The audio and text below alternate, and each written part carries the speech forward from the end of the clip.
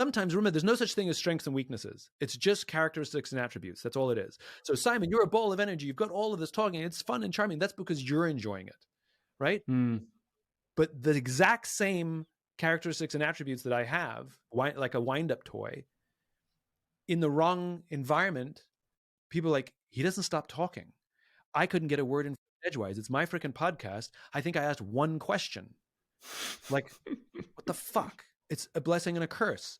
And so what anybody has to get good at, you have to get good at reading the room. And if I sense that I'm in a room full of like engineers and people who need to think for 10 seconds before they respond, shut up and let them think 10 seconds before they respond. And there's a weird, if you're like me, and a lot of salespeople, I think, have that sort of gift of gab, and they're sort of, that's why they choose that. But there's a little trick. There's a weird physiological correlation between moving our hands while we speak and the pace at which we speak, right? So I've learned that if I'm in a room of people who speak slower than me, who need more time to process, I'm a verbal thinker. I think out loud, right? So this is me thinking when you hear me talking, right?